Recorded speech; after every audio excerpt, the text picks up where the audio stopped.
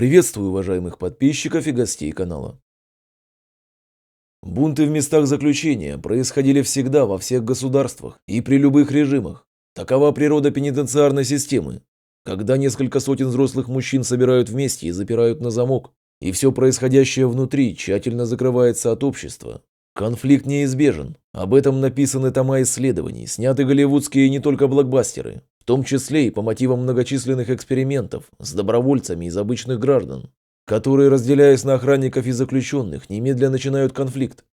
Советская пенитенциарная система была одной из самых жестких в мире, а советские уголовники – одними из самых идейных, что не могло не привести к глубокому и непримиримому конфликту между сторонами, который периодически приводил к бунтам. Начиная от самых мягких в виде отказа работать и заканчивая самыми жесткими, в ходе которых зэки буквально сметали все на своем пути. В этом видео мы расскажем вам о 5 самых жестких бунтах, вспыхнувших в советских тюрьмах и лагерях.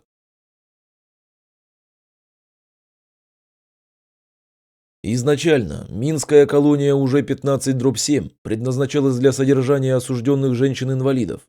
В мужскую колонию общего режима ее перепрофилировали только через 11 лет, в 1961 году.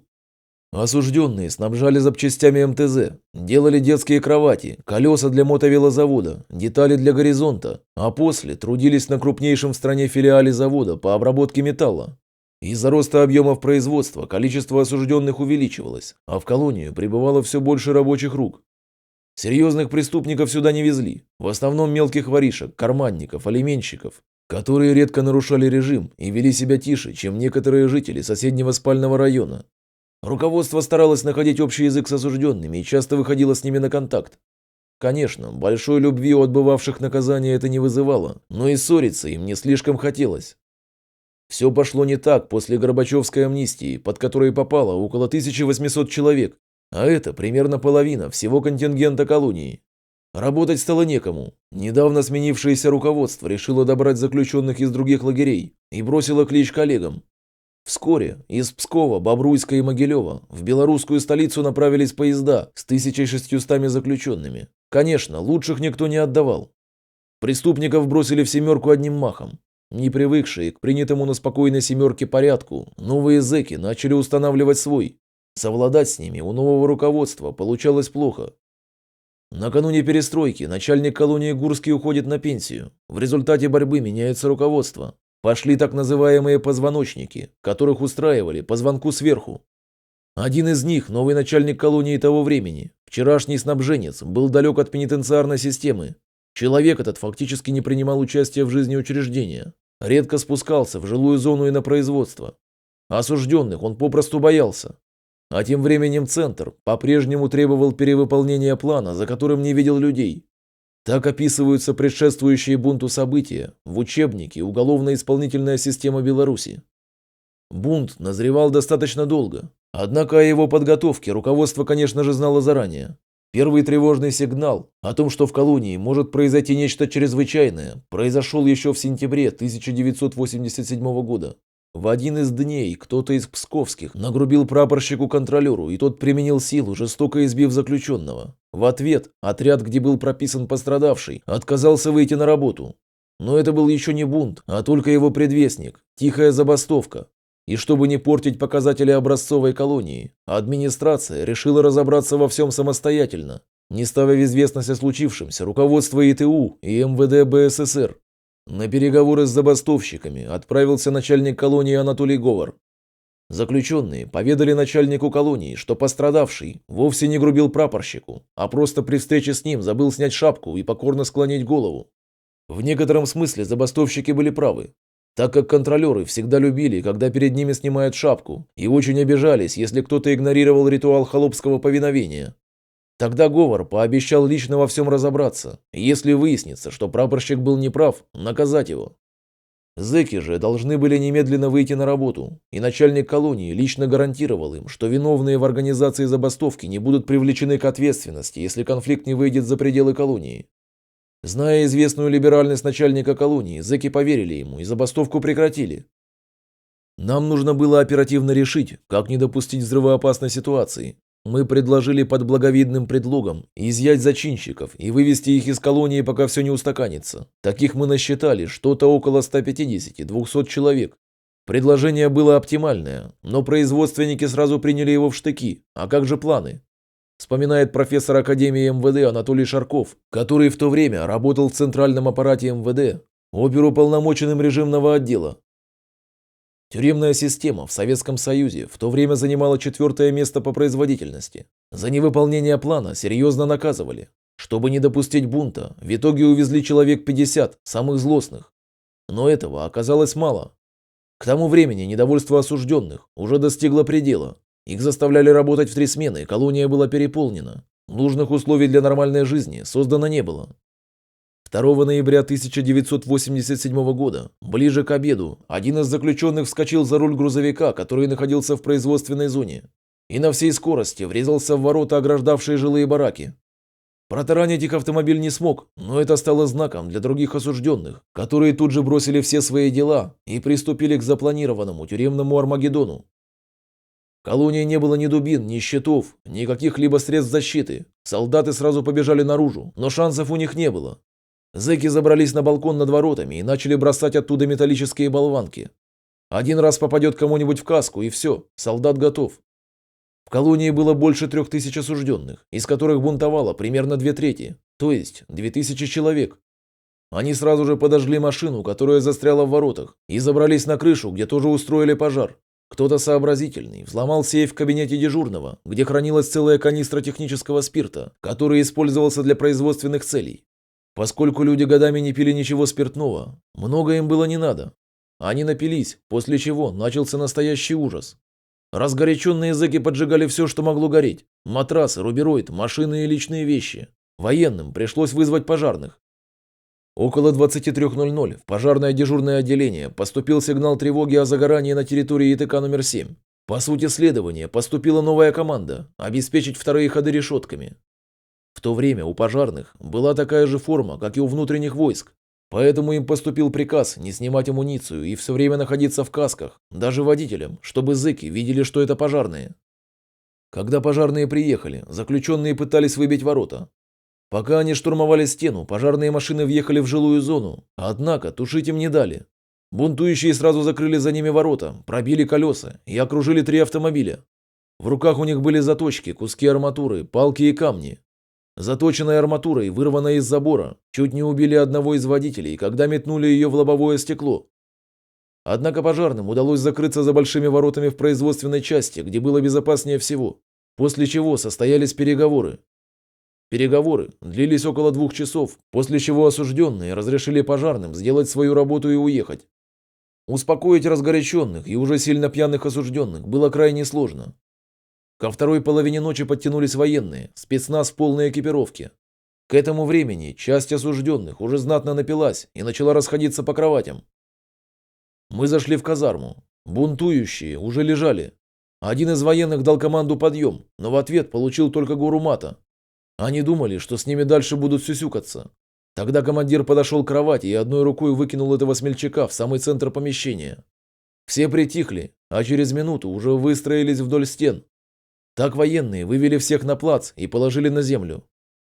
Через какое-то время туда начали подъезжать грузовики и небольшими партиями забирать осужденных. Потихоньку вывезли всех до единого, вспоминает бывший опер Анатолий Шарков. После бунта колонию решили расформировать. Бунтарей раскидали по всему Советскому Союзу. Многих из зачинщиков отправили в Литовскую ИТК, где они тоже затеяли бунт, хотя и не такой масштабный.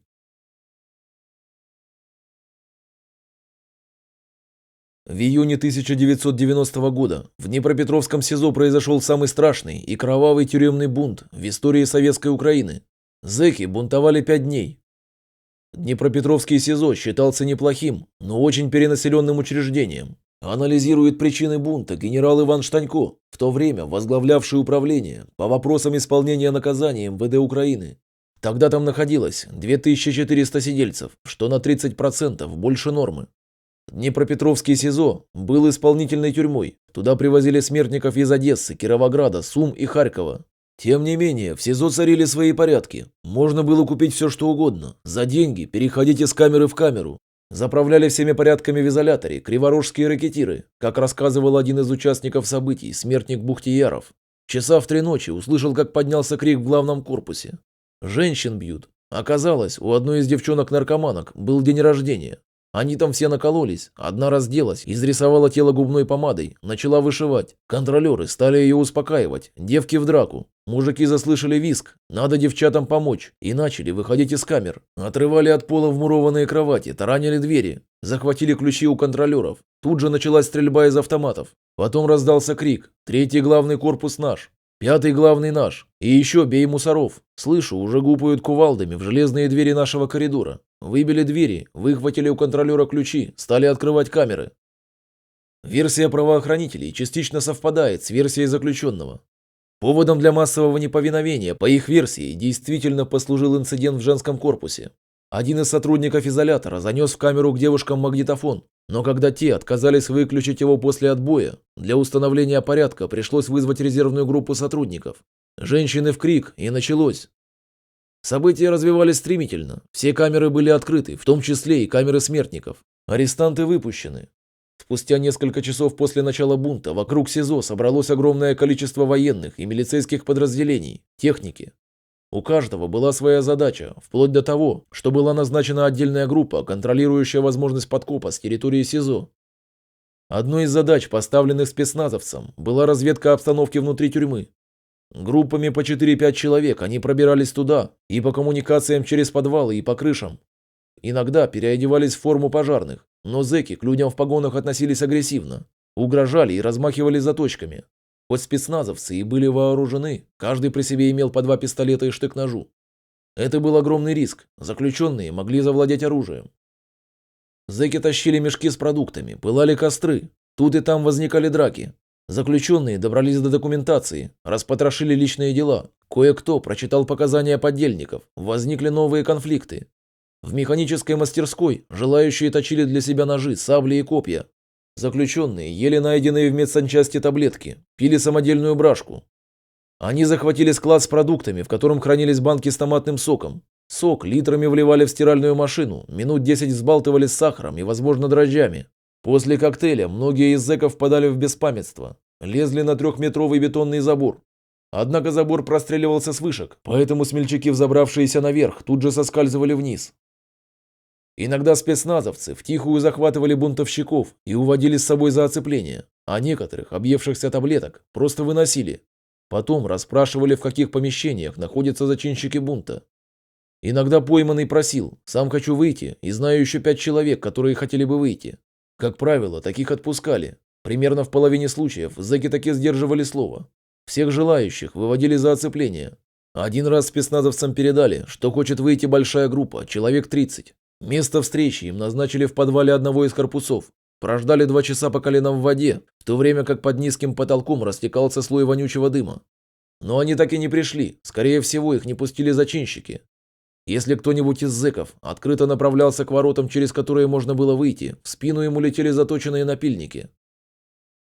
Разрабатывались различные варианты штурма с помощью вертолетов, пожарных, однако штурм откладывали с одного дня на другой. Первый же день бунта в столовой убили одного зэка, таскавшего мясо из котла. Автоматчик с вышки врезал очередью по зданию столовой, пуля пробила стеклоблок и попала прямо в охотника. Организаторы бунта, решив, что смертникам нечего терять, попытались использовать их в качестве основной ударной и устрашающей силы.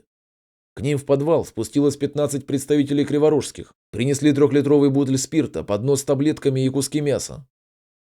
Как рассказывает заключенный Бухтияров, один из криворожских заявил: «Выходите, сейчас вам принесут топор и мешок. В одном из корпусов прячутся девчонки-практикантки из медицинского училища. Будете рубить им головы. Потом найдем коня, который отнесет мешок с головами на КПП. Тогда администрация сговорчивее будет». Криворожским смертники решили не подчиняться. Правда, в открытую об этом не сказали, мол, все будет выполнено. Позже девушек невредимыми удалось вывести за контрольно-пропускной пункт. В блоке смертников было 14 человек, 12 мужчин и 2 женщины, мать и дочка. Как только начался бунт, один из осужденных смертников повесился во дворике. 13 оставшихся смертников в беспорядках решили не участвовать. По воспоминаниям Бухтиярова, пьяные женщины бегали голышом, везде были толпы пьяных зэков. В медсанчасти несколько заключенных без чувств валялись на полу, объевшись таблеток. Во дворе СИЗО стояла «Волга», из которой лидеры бунта по рации вели переговоры с администрацией. Один из зачинщиков бунта периодически взбирался на крышу машины, агитировал остальных, разъезжал туда-сюда по внутреннему дворику. В СИЗО было много малолеток. Большую часть из них, нейтрально настроенным сидельцам, удалось уговорить не участвовать в бунте. Также в бунте не участвовала группа находящихся в СИЗО цыган. На следующий день в СИЗО отправились генерал Иван Штанько, в то время возглавлявший Управление по вопросам исполнения наказаний МВД Украины, с заместителем начальника Главного управления исполнения наказаний, генералом Петром Мещенковым. Парламентеры представились и спросили, какие у бунтовщиков требования. Заключенные хотели, чтобы наказали сотрудников, обижавших девочек, и кое-кого освободили. Побеседовали и с главным зачинщиком бунта. После этого парламентеры пошли посмотреть на корпус, где началась заваруха. По дороге на Петра Мещенкова бросились заточенной отверткой, и лишь благодаря одному из зэков, смертнику Бухтиярову, выбившему оружие из рук убийцы, генерал остался жив, за что впоследствии Бухтиярова помиловали. Когда события немного успокоились, его позвали к Мещенкову, и тот поблагодарил за свое спасение. Мещенков лично попросил президента Советского Союза Михаила Горбачева, чтобы тот его помиловал. На второй день после начала бунта смертников вывезли из СИЗО и сразу же распределили по другим тюрьмам. В СИЗО плотным кольцом окружили горожане, родственники заключенных. В толпе в основном сочувствовали бунтовщикам. В зону рвались депутаты. Мы сейчас поговорим с людьми, мы их уговорим. Докладывая о событиях в Днепропетровске на сессии Верховного Совета, сотрудники МВД показали депутатам оперативную видеозапись того, что творилось на территории изолятора. Эти кадры многих повергли в шок. За 4 дня спецназовцам удалось вывести за оцепление и увезти почти всех сидельцев. 80% из них сами хотели покинуть этот ад. Многие расходились по камерам и закрывались, потому что понимали, чем все может закончиться. На территории осталось 200 самых оголтелых зэков, не соглашавшихся мирно покинуть колонию. На 5-й день они подожгли шиферные крыши корпусов изолятора. На территорию СИЗО въехала пожарная машина, а за ней вошел спецназ из Донецка. Бойцов спецназа было около 50 человек. У них были только светошумовые гранаты. При ударе такой гранаты о землю раздается оглушительный взрыв, создается высокий столб пламени. Психологически действует замечательно. Спецназовцы вбежали на территорию с криком «Ложись!», бросили эти гранаты и положили бунтовщиков во дворике. Потом обошли всех по очереди, изъяли заточки, пики. Дело было закончено. За время бунта было несколько убитых в драках, 2 насмерть отравились лекарствами, и 1 смертник повесился. Согласно уголовному законодательству тех лет, против зачинщиков бунта, их было около 15 человек, возбудили уголовные дела. В соответствии со степенью вины каждому из них к основному сроку добавили от 3 до 15 лет лишения свободы. Материального иска им не выставляли, хотя изолятор пришлось ремонтировать 3 месяца.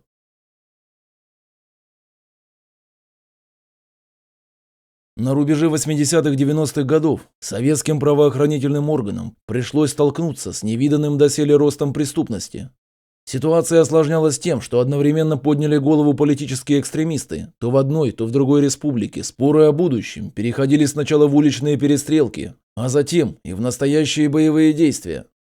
МВД СССР проводила масштабные операции по изъятию нелегального оружия у населения. В одной только небольшой Абхазской АССР к лету 90-го года было изъято свыше 3000 стволов нарезного и гладкоствольного оружия, а также более 20 тысяч единиц боеприпасов. Когда встал вопрос, где хранить столь большой арсенал, решение нашли довольно оригинальное. Стволы и боеприпасы разместили в одном из помещений следственного изолятора города Сухуми. Высоким милицейским чинам, принимавшим решение, казалось, что надежнее места просто быть не может. Да, в соседних камерах сидят уголовники, но разве они могут вырваться наружу? 11 августа 1990 года выяснилось, что могут. К этому моменту в СИЗО находилось 75 человек, из них 15 убийц, 8 лиц, осужденных за разбой, и 1 угонщик самолета. Наиболее опасным из них являлся рецидивист Павел Прунчак. Он несколько лет находился в розыске за совершение тяжких преступлений, а при задержании убил 2 сотрудников милиции. Ответным огнем Прунчак был тяжело ранен, но врачи спасли ему жизнь. По совокупности совершенных преступлений бандиту вынесли смертный приговор.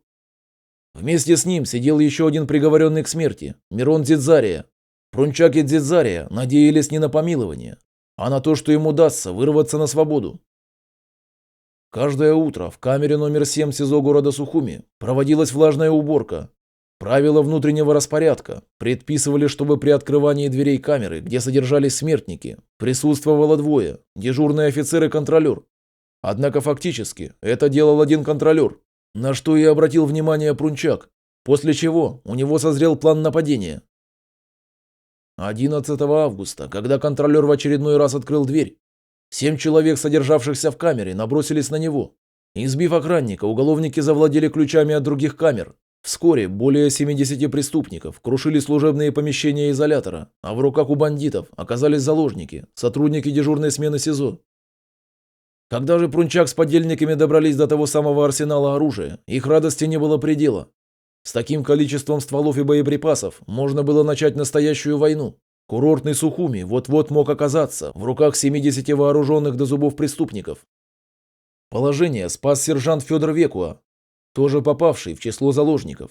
Воспользовавшись тем, что бунтовщики потеряли бдительность, он сумел вырваться и выскочить наружу, успев закрыть на замок входную дверь. Зэки открыли по убегающему сержанту огонь, но ни разу не попали.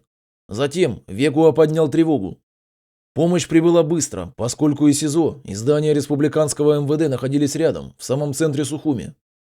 Заключенные выдвигали различные требования, многие из которых категорически отклонялись. Заключенные ставили свои условия, переговоры длились 4 дня. Здание тюрьмы блокировали, но ситуация все равно оставалась критической. Преступники потребовали предоставить им коридор для ухода в горы, в противном случае обещая расправиться с заложниками. Штурм следственного изолятора с вооруженными бандитами грозил большими жертвами. Ситуация осложнялась еще и тем, что рядом с СИЗО стали собираться люди. Здесь были и родственники подследственных, и родственники тех, кто стал их жертвами. Обстановка накалялась с каждой минутой. Стало ясно, что местные силовики решить проблему не смогут. Поэтому из Москвы в Сухуми срочно были переброшены 22 бойца спецподразделения А КГБ СССР, ныне группа «Альфа», во главе с героем Советского Союза, участником штурма дворца Амина, полковником Виктором Карпухиным, а также 27 бойцов спецназа МВД под командованием Сергея Лысюка. Прибыв на место, Карпухин решил, что альтернативы штурму нет. Выпустить вооруженных преступников на свободу в центре курортного города – все равно, что приговорить к смерти десятки ни в чем не повинных людей, которые неизбежно станут жертвами рецидивистов. Однако уголовники к штурму были готовы. У каждого окна был выставлен наблюдатель. Карпухин и Лысюк пошли на хитрость. Командиры спецназа согласились предоставить лидерам бунта требуемый ими вертолет, но Прунчака убедили, что сесть на крышу СИЗО вертолет не сможет, так как тяжелая машина своим весом продавит кровлю. Поэтому вертушка будет ждать на площади рядом с СИЗО, которая тогда называлась Площадь Ленина, куда бандиты смогут добраться на микроавтобусе. Преступники, согласившись на эти условия, были уверены, что переиграют спецназ. Они набили микроавтобус оружием, надели самодельные маски на себя и заложников, примотав к их рукам скотчем пистолеты. По замыслу Прунчака это должно было помешать милиции определить, кто заложник, а кто бандит. У Карпухина было всего 22 бойца против 70 вооруженных бандитов, так как МВД СССР, опасаясь больших потерь, запретило своим спецназовцам участвовать в штурме. Однако Лысюк решил содействовать на свой страх и риск. Но даже 49 спецназовцев против 70 преступников, засевших в СИЗО как в крепости, было борьбой в чрезвычайно неблагоприятных условиях. Главным козырем спецназа должна была стать стремительность и слаженность действий. Силы спецназа были разделены на несколько групп. 3 из них должны были атаковать микроавтобус, а остальным предстояло одновременно ворваться в СИЗО. 15 августа 1990 года наступила развязка. В тот момент, когда микроавтобус с заложниками и бандитами двинулся к выезду, в нем сработали взрывные устройства малой мощности, которые должны были остановить машину. Однако одно из них не сработало, и автомобиль прокатился дальше, чем рассчитывали спецназовцы. Преступники открыли огонь, а один из бойцов «Альфы» получил ранение в шею. В течение 45 секунд все преступники, находившиеся в микроавтобусе, были обезврежены. Прунчак, Дзидзария и еще один уголовник были застрелены во время штурма. В это время здание СИЗО уже было атаковано с 2 направлений. Спецназовцы взорвали запертую бандитами дверь и быстро захватили один из этажей изолятора. Натиск силовиков деморализовал бунтовщиков, которые стали бросать оружие. Всего через несколько минут СИЗО города Сухуми был взят под контроль полностью. Ни среди бунтовщиков, засевших в СИЗО, ни среди заложников, ни среди спецназовцев потерь не было. В ходе операции были ранены 2 спецназовца, легкие ранения получили 2 заложника. В 1970 году весь Советский Союз готовился к празднованию столетия со дня рождения Ленина. И, конечно же, больше всех праздник ждали советские зэки, так как к каждому юбилею Ленина в стране объявляли масштабные амнистии. Однако прошли ленинские торжества, затем наступили майские праздники, а об амнистии так ничего и не было слышно. К середине мая в ряде колоний Советского Союза был зарегистрирован всплеск преступности и прочих антиобщественных проявлений. В лагерях начали назревать недовольство и протестные настроения. Для вспышки не хватало только искры. Вечером 21 мая 1970 года в Куйбышевской области, в ИТК номер 7 и ИТК номер 16, расположенных близ города Тольятти, такая искра возникла. Первые беспорядки начались спустя несколько минут после того, как часовой поста номер 1 Анатолий Киселев выстрелом из автомата ранил в ногу одного из осужденных, Виталия Чернышова. По версии самого Чернышова, вечером 21 мая, незадолго до инцидента, ему неудержимо захотелось помыться в душе. А поскольку сделать это можно было только в рабочке, то он пролез под колючей проволокой и побежал к деревянному ограждению, разделявшему жилую и производственную зоны. В этот момент осужденного и заметил рядовой Анатолий Киселев, стоявший на посту номер 1. По версии охранника, сразу после команд «Стой назад», «Стой, стрелять буду» и предупредительного выстрела, тот дал очередь из 2 патронов по ногам заключенного. После чего раненый зэк пролез назад в жилую зону, откуда его и забрали товарищи. Раненого сразу же унесли в медпункт, а в охранника с ругательствами начали бросать камни и палки. Однако по версии заключенных, пострадавших было 2, и они были не ранены, а убиты, притом безо всякой веской причины. Лагерные отрицалы во главе с авторитетом Можаевым сразу же собрали группу более 100 человек, которые стали бросать камни и палки в контролеров.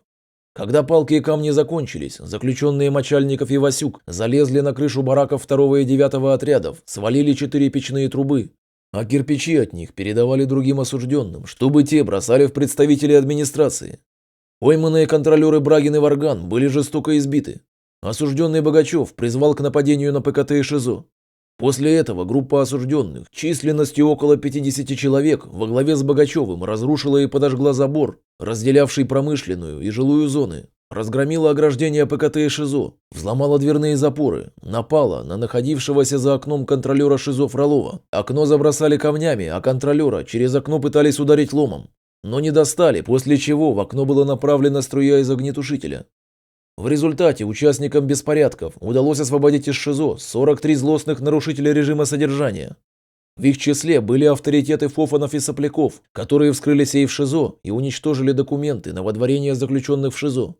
После чего помещения ПКТ и ШИЗО были подожжены. Начались грабежи магазинов, столовых и складов. Еще через полчаса в промышленной зоне колонии осужденные нашли склад со спиртосодержащими жидкостями. И уже вскоре многие погромщики изрядно напились. Руководство бунтом взяли на себя авторитеты Александр Богачев и Александр Яхонов. Они призвали всех штурмовать соседнюю колонию номер 7, которую от ИТК-16 отделял только двойной забор. По их призыву разгоряченная алкоголем толпа свалила забор между колониями. В качестве тарана использовали телеграфные столбы, которые валили по пути. Этими же столбами выбивались двери ШИЗО и ИТК номер 7. Из камер изолятора «Семерки» освободили 19 нарушителей режима, в том числе и местного смотрящего Михаила Феоклистова. Но если захват 16-й колонии обошелся без жертв, то захват ИТК номер 7 вышел намного жестче. Освободившиеся из ШИЗО нарушители поймали и буквально разорвали контролера ШИЗО старшего сержанта Трофима Ранжина. На теле Ранжина впоследствии были обнаружены следы страшных побоев. После расправы над контролером зэки подожгли помещение ШИЗО и двинулись дальше. Разгромив ШИЗО, главари приказали поджигать в обеих колониях все, что было возможно. Бутылками с бензином забросали промышленную зону, а уже через полчаса в ИТК-16 и ИТК-7 горели почти все строения. Здания штабов, склады, медпункт, магазин, столовая и даже некоторые бараки. Пожарные машины под прикрытием автоматчиков пытались пробиться к полыхающим зданиям. После поджогов блатные, возглавляемые Богачевым и Яхоновым, начали поиски спрятавшихся на территории членов внутреннего актива колоний.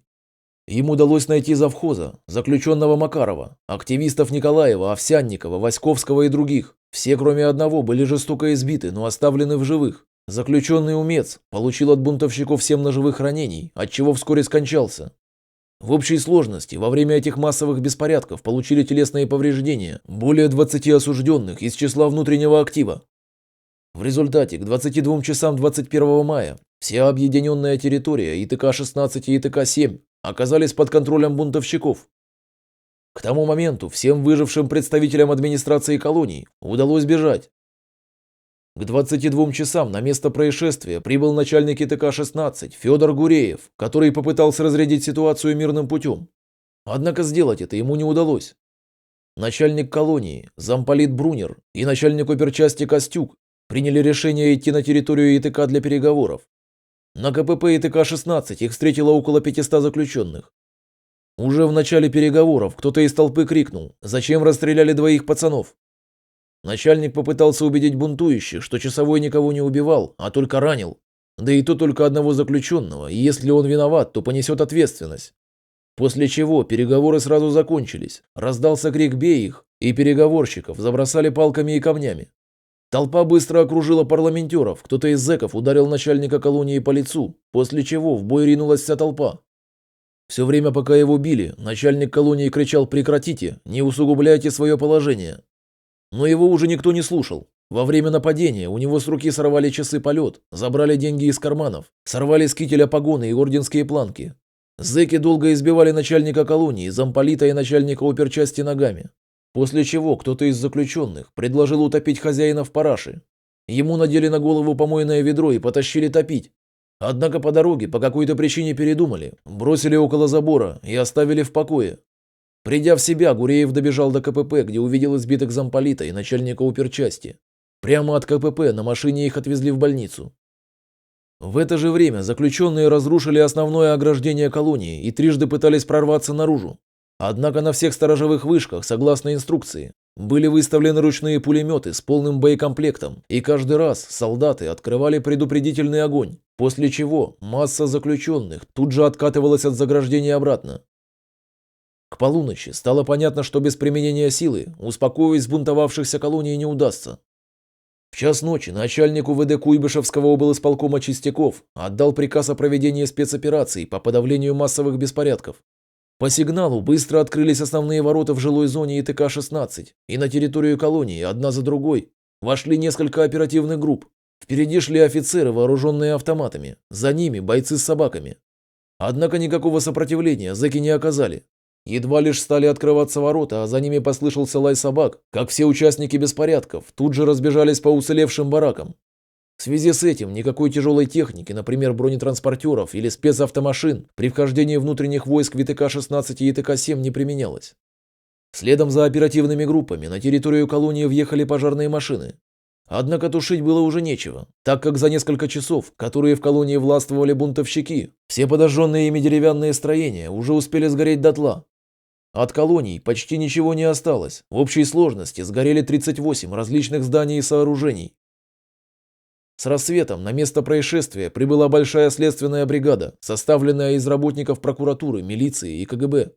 Разбившись на более мелкие группы, в каждую из которых были включены работники оперчастей ИТК-16 и ИТК-7 и вооруженные автоматами бойцы внутренних войск, следователи начали сортировать заключенных.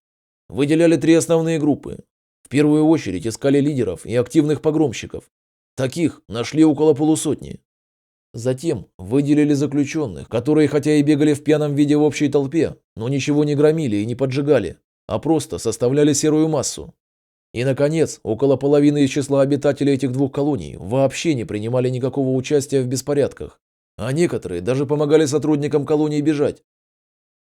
Организаторов беспорядков вывели из колонии. За забором стояли воронки и группа офицеров охраны. Зэкам приказали раздеться догола. Заводили в круг офицеров, и начиналось избиение.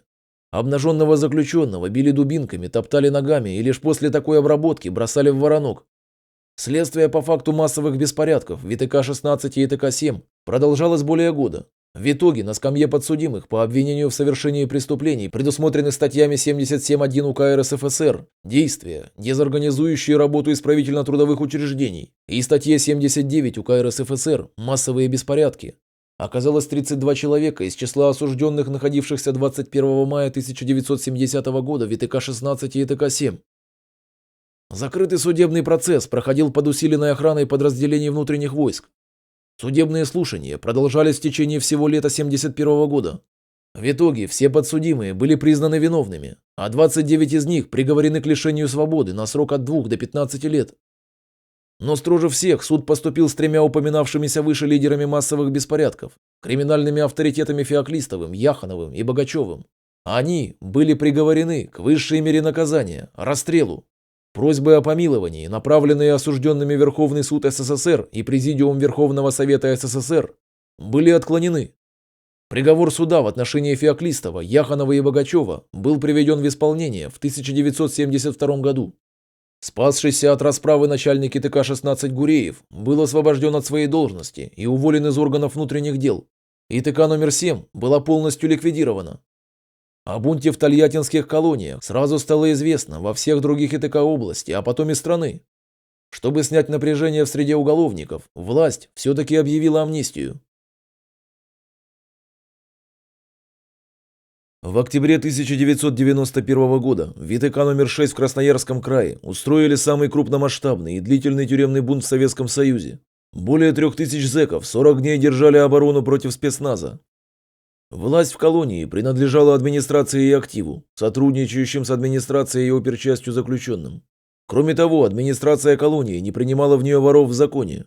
В зоне действовала группировка активистов под руководством неких Лебедева и Небарака. Ее участники сотрудничали с оперчастью, и в первые же часы бунта они были выброшены за пределы захваченной заключенными территории вместе с представителями администрации. Как позже рассказывали журналистам заключенные, мужикам, то есть не связанным с блатными группировками осужденным, приходилось терпеть с их стороны поборы и издевательства. В частности, более 400 человек не могли нормально питаться в столовой, опасаясь нападений, в том числе с использованием заточек, и вооружались сами. На зоне происходил настоящий беспредел. Попасть в ШИЗО можно было не только за нахождение в нетрезвом виде или другие серьезные нарушения режима, но и в том случае, если контролер заставал осужденного в тапочках вместо сапог или с расстегнутой верхней пуговицей. Сотрудники оперчасти изымали из писем фотографии близких или просто не передавали даже прошедшую цензуру корреспонденцию. Согласно многочисленным жалобам, оперативники систематически избивали осужденных в изоляторах и камерах. Вечером 6 октября 1991 года дежурный наряд задержал в жилой зоне и увел в штрафной изолятор группу нетрезвых заключенных. Осужденный Новиков, по версии администрации ИТК, он оказал сопротивление. Когда на него надевали наручники, был избит. Его товарищи начали кричать и отбиваться от конвоиров. Начавшись в ШИЗО к 22:00, бунт уже выбрался в жилую и производственную зоны. Заключенные снесли забор, отделявший штрафников от остальной территории, выломали двери помещения камерного типа и двинулись в штаб. Зэки выгнали из зоны администрацию, нанеся 8 из них телесные повреждения и предъявив при этом требования о вызове представителей прокуратуры, прессы и советской власти для решения их вопросов. Сильнее всех пострадал дежурный помощник начальника колонии, ДПНК, майор Хейфиц. По разным данным, дежурный то ли сам выпрыгнул со 2-го этажа, убегая от бунтующих, то ли они его выбросили в окно. Среди пострадавших оказались и осужденные активисты. Избив и выгнав руководство колонии и актив, бунтовщики принялись громить штаб с оперчастью. В оказавшихся у заключенных документах были домашние адреса и телефоны оперативных сотрудников. Квартиры 4 из них за время бунта были ограблены. Заключенные забрались на крыши с газовыми баллонами, угрожая взорвать их. С началом акции неповиновения власть ВТК-6 перешла к группировке Олега Кокина, судимого за тяжкие преступления рецидивиста. По мнению администрации, подготовка и организация бунта были частью борьбы за авторитет Кокина, а также другого блатного лидера, некого китайца. Однако участвовавший в организации переговоров и властей правозащитник Абрамкин выяснил, что до того момента, когда начался бунт, ни Кокин, ни китаец не провели в зоне ни дня. По прибытии из других колоний китаец прибыл в августе, а Кокин в июле. Их сразу поместили в ПКТ и в зону не выпускали. В зоне их никто как следует не знал. И говорить о том, что якобы эта группировка подготовила бунт, как считает оперчасть, просто смешно, пишет Абрамкин в хронике Красноярского бунта. Поздней ночью в колонию приехали председатель Совета народных депутатов Красноярского края Вячеслав Новиков, прокурор края Александр Москалец и замначальника УВД Семен Козель. Было решено, с целью частичного удовлетворения требований осужденных, организовать встречу с ними представителей газет «Красноярский комсомолец», «Красноярский рабочий» и телевидения. Приказом главы УВД Лукьянова от службы отстранили замначальника ИТК-6 по режиму и оперативной работе, подполковника внутренней службы Курахтина, начальника оперативного отдела колонии капитана Яськова, старшего инспектора режимного отдела подполковника Севастьянова и дежурного помощника начальника колонии майора Яценко, тех, на кого поступило больше всего жалоб от заключенных. На совещании, в котором приняли участие руководители УВД и прокуратуры, было решено отказаться от ввода военных в колонию и попытки силового подавления бунта. Солдаты внутренних войск и сотрудники МВД оцепили ИТК-6 по периметру. К утру у забора собрались и жители Красноярска. Колония усиленного режима была расположена посреди жилого района. Не доверяя руководству МВД и прокуратуры, заключенные передали свои требования через журналистов красноярских газет и телевидения, проведя для них экскурсии по территории колонии. Первым делом гостей с воли ввели в ШИЗО и ПКТ, а также в инвалидные бараки, демонстрируя антигуманные условия содержания. Еще одна существенная претензия бунтующих в ИТК-6 к администрации касалась организации производства. В цехах колонии собирали мебель, делали комплектующие и детали механизмов для речных судов, резинотехнические изделия. По данным на 1991 год, на 250 миллионов рублей в год. Однако часть изготавливаемой заключенными продукции производилась по заказу и для нужд администрации. Котлы для бань, детали для автомобилей, неучтенная в официальных документах мебель. Установив в колонии свои порядки, заключенные ИТК-6 потребовали улучшения условий труда и достойной оплаты. Комиссия Красноярского краевого совета, работавшая в колонии в середине октября, нашла многие требования осужденных обоснованными. После начала бунта в «шестерке» не выстроилась четкая иерархия заключенных. Даже переговоры с администрацией и депутатами вели не криминальные авторитеты, якобы подчинившие себе остальных, а выборные делегаты, среди которых были и блатные, и мужики. Последние, по их собственным утверждениям, не только были согласны, но и настаивали на том, чтобы продолжать работать во время бунта и поддерживать обычный порядок жизни в колонии. Поэтому большинство заключенных продолжало ходить на работу. Вольно-наемные сотрудники также ежедневно приходили в зону. Работала столовая, медсанчасть, магазин, грузовики приезжали за готовой продукцией. К нам они относились нормально, никаких претензий, никаких вольностей не позволяли, рассказывала через несколько лет телеканалу НТВ Анастасия Криворукова, работавшая в ИТК-6 фельдшером. Примерно через неделю после начала бунта в ИТК-6 произошло несколько поджогов. В производственных помещениях, в мебельном цехе и в ШИЗО. Зэки были уверены, поджоги совершают агенты оперчасти. Нескольких поджигателей поймали и заставили написать объяснительные, в которых они подтвердили, что действовали по заданию сотрудников ИТК. Представитель Верховного Совета Абрамкин полагал, что поджоги действительно были не случайными и могли быть связаны с хозяйственными злоупотреблениями в колонии. Интересно отметить, что поджигали. Поджигали мебельный цех, поджигали те помещения, где хранилась на зоне документация. После одного из пожаров из 4 камер ШИЗО исчезла упакованная мебель, которую предположительно изготавливали и продавали в обход официального производства. 21 октября произошло еще одно ЧП. Двое заключенных захватили автомобиль, принадлежавший заводу резинотехнических изделий, и попытались протаранить на нем забор. Кокин и Мадаю Мадачи вынудили этих осужденных письменно написать, что они действовали по заданию администрации с целью спровоцировать ввод войск, говорится в справке о состоянии оперативной обстановки в колонии. Зэки указывали, что их желание и готовность работать на производстве во время бунта встречают противодействие администрации. В своих жалобах заключенные писали, что администрация срывает поставки сырья, и через сотрудничающих с ней заключенных устраивают поджоги, провоцируя зэков на драки и поножовщину, подстрекают к побегам и идут на прочие подлости, чтобы спровоцировать зэков на массовое кровопролитие и ввести в зону войска. Главной опасностью и бедой зоны и администрация, и депутаты-переговорщики, и сами заключенные называли алкоголь и наркотики, появившиеся в «шестерке» в первые же дни бунта. Каждый день в зоне была пьянка, перебросы спиртного не прекращались. Водка на территории бунтующей ИТК номер 6 стоила дешевле, чем на воле. 60 рублей за пол-литра спирта и 35 за бутылку водки. При ценах 40-50 рублей в магазинах Красноярска. По одной из версий, алкоголь оказывался в колонии, если не при прямом участии, то при явном попустительстве сотрудников оперчасти с целью дестабилизировать ситуацию внутри колонии. 22 октября работницы магазина отказались идти в зону из-за моральных издевательств и необоснованных требований осужденных отовариться за наличные деньги. Что касается контролеров и оперативников, то они находились в колонии лишь днем, а на ночь покидали зону. В темное время суток обстановка практически не контролировалась администрацией ИТУ. По состоянию на 22 октября по причине беспокойства за жизнь и здоровье работников ИТУ было принято решение не заводить личный состав на территорию в вечернее и ночное время.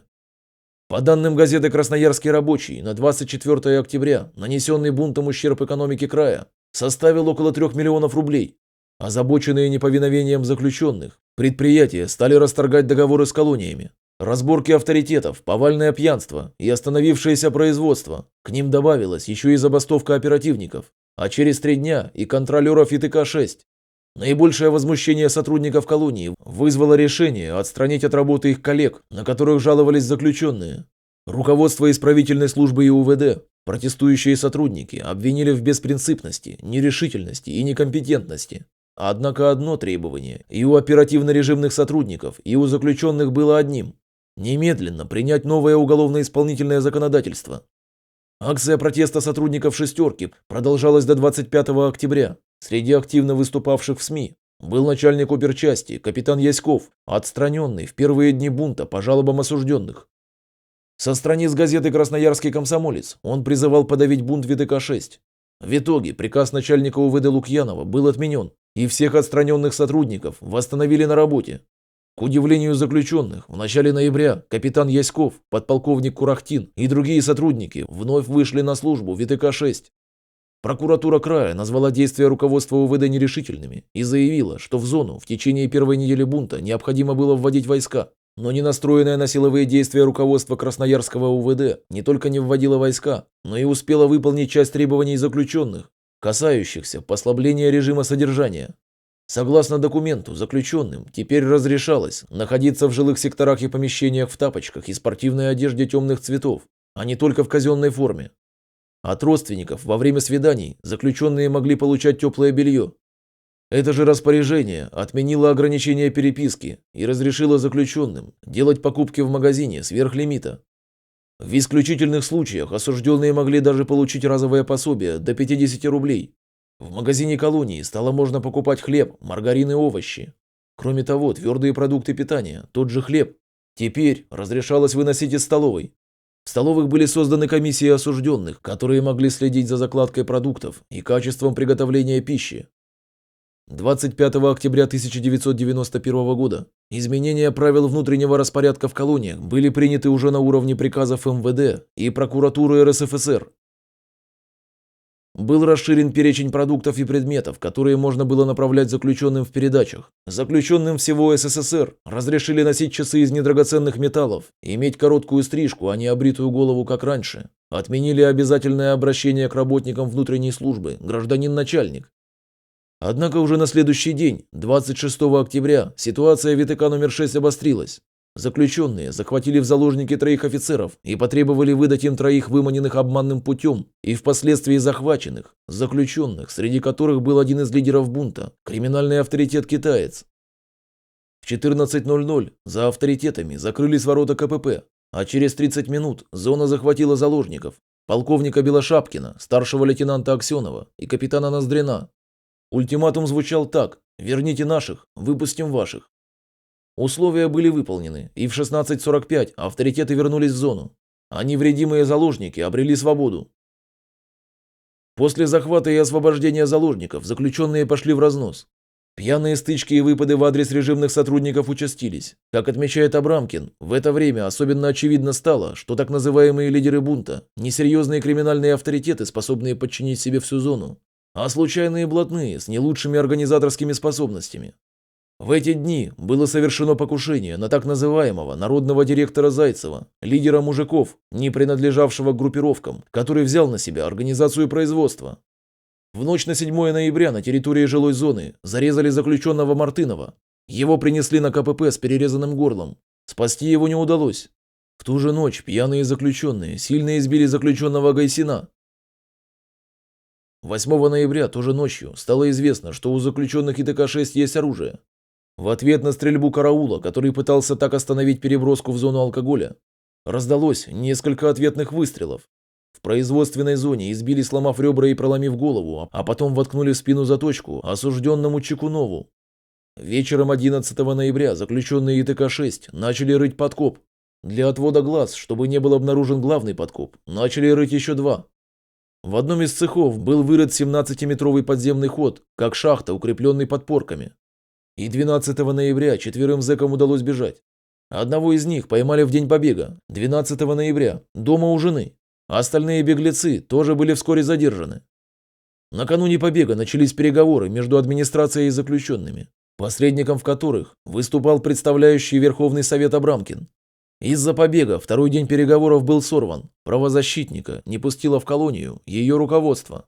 Но 13 ноября они снова продолжились. Условием администрации ИТК-6 была эвакуация из зоны 200 активных участников неповиновения, в том числе и ее лидеров. Заключенные были согласны, но с условием, что этапируемых сразу погрузят в столыпинские вагоны, они будут завозить в СИЗО, где их ожидало бы неминуемое избиение. Также они передали через переговорщиков список из 15 фамилий лидеров, которых должны были вывести из зоны последними. Руководство УВД и прокуратура дали гарантии, что никто не будет избит. Но на следующий день, 14 ноября, переговоры не состоялись. Сотрудники ИТК-6 обнаружили один из сделанных осужденными подкопов. Депутатов и правозащитников в зону не пустили. Заключенные ждали переговорщиков до середины дня, а затем, заподозрив возможный силовой исход, стали готовиться к обороне. Был захвачен грузовик, который они стали обшивать металлическими листами. На крыше зданий по периметру колонии подняли газовые баллоны. Администрация ИТК отдала приказ об отводе из зоны оперативно-режимных сотрудников. Ночью последний раунд переговоров все же прошел. Зэки потребовали отвести войска, но безуспешно. В операции по вводу войск в ИТК-6 и выводу из нее зачинщиков бунта участвовали 1390 человек. ОМОН и спецназ СИД и СР, военнослужащие внутренних войск, офицеры и прапорщики исправительной службы. Начальник Красноярского УВД, генерал-майор Лукьянов, обратился к заключенным через громкоговоритель, потребовав сдать запрещенные предметы, прекратить нарушение закона и режима, построиться поотрядно, а предполагаемым зачинщикам, их генерал назвал по фамилиям, приготовиться к этапу. Лицам, активно оказывающим физическое сопротивление, совершающим нападения на сотрудников ИТУ и военнослужащих, будет применено огнестрельное оружие. В случае попытки движения на захваченных транспортных средствах в другом направлении, по ним будет применен гранатомет, предупредил Лукьянов. И уже через 10 минут ограждение зоны проломил бульдозер. Обошлось практически без выстрелов, если не считать несколько предупредительных воздух. Бульдозер протаранил железобетонные плиты слева от транспортного КПП. И в этот проем в боевом порядке вошли войска. Первая группа рассредоточения и блокирования взяла под контроль промзону. Вторая – жилой сектор колонии. Увидев ОМОНовцев и спецназ, заключенные бросились с главной аллеи в рассыпную. Зашли в локальные участки, сбились в кучи, а затем выстроились по команде поотрядно. Лидеров бунта задержали и вывели из лагеря. Несмотря на данное заключенным обещание, перед отправкой на этап их все-таки отвезли в СИЗО и там жестоко избили. Это был канал «Все о тюрьме», ставьте лайк, подписывайтесь на канал. Удачи вам!